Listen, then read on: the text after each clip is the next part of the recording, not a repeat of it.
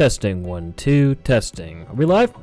Perfect, we're live. All right, welcome people to IPR in our digital storytelling segment of today's show.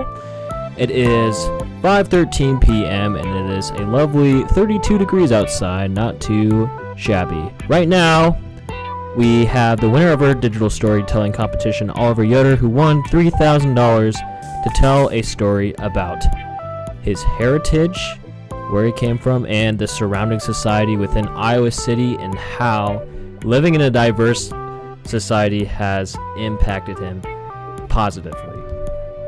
All right, here's what he submitted. My overlooked Mennonite roots. I always freeze up whenever someone asks, where are your ancestors from? What is your cultural heritage? I always deflected my answer saying, ooh, I don't know. I guess Germany, but nothing interesting or important. What about you? Until recently, I always fell under the modern misconception that as a white American with ancestors from Western Europe, my background never mattered.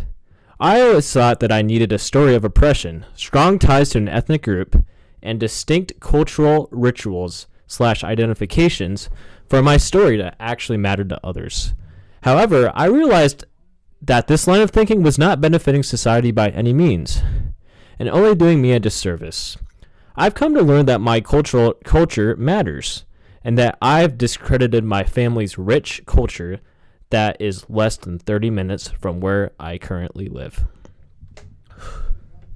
My dad's side of the family is Mennonite, a group of Anabaptists who left Europe and immigrated to North America to escape religious and political persecution. He was born in a Mennonite family in a small town called Kelowna, Iowa, not too far from Iowa City.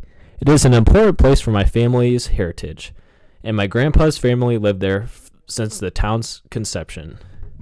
I never thought about the importance of this town and my Mennonite ancestors that came from it. It was an accidental degree of separation from Kelowna, and I was born as a city slicker, far away from the simplicity of small town farm life and the Mennonite lifestyle. This year, through visiting Kelowna and talking with some of my Mennonite relatives, I've come to admire my Mennonite heritage, and I've come to learn that it subconsciously impacted my values. An example that I forgot about until recently is my Grandpa Jerry's courage and willingness to stand up for his faith. Mennonites are considered conscientious objectors, meaning that they do not believe in the morality of war and choose not to participate in political conflicts. He was drafted into the Vietnam War, but refused to go, willing to stand up for his Mennonite beliefs. The government ended up working with him and sent him to Argentina on a service mission to help impoverished farmers get back on their feet. After taking this course and realizing the dangers of forgetting about the past, I now take pride in my heritage. I came directly from a line of ancestors and family members who are willing to sacrifice everything to pursue religious freedom. While I would not consider myself Mennonite, I strive to hold a fraction of the courage and dedication my Mennonite relatives have, and fight to make the same God they worship the cornerstone of my life. Thanks for listening to my story. I'm now going to enjoy this delicious bread that I made from Grandma Ellen's cookbook right here. Okay, the second part of his submission was titled, Rethinking Individualism, Lessons from My Nigerian Friend. This will be very interesting. Even with the diverse culture that Iowa City provides, most of my friends are 19 to 23-year-old men, similar to me. We all have similar perspectives of life. We are of Western European descent, are Christian, middle class, and fully assimilated into United States culture.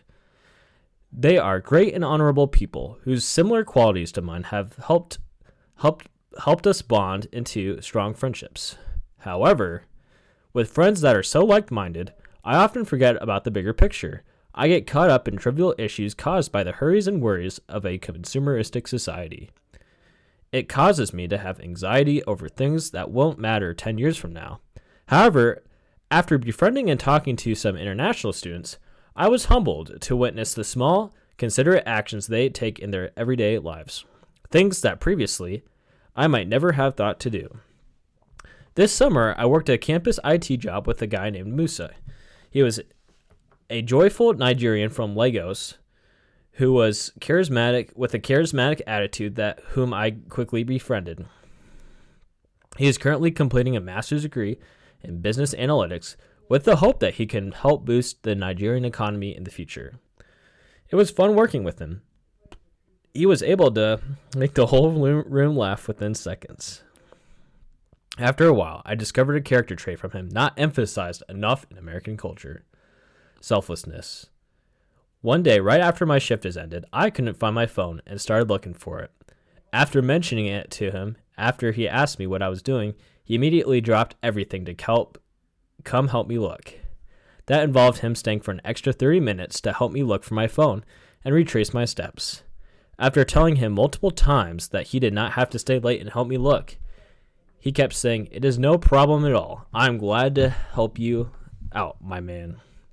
Even when it caused him to miss his bus that only came once every hour. After working with Musa and meeting my other international friends, I truly began to realize the value of living in a multicultural society. It has helped me realize my selfishness, that I really haven't done much to go on my way to help others recently. Just being around these friends have helped me to take steps to embrace an attitude of thanksgiving and to not be afraid to inconvenience myself for others. My experience living in a diverse community reminds myself to let go of my selfishness and experience the joy that helping others brings. Wow, a truly inspiring story posted by Oliver Yoder.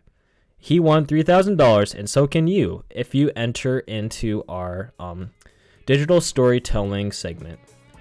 Thank you for listening, and enjoy the rest of your day.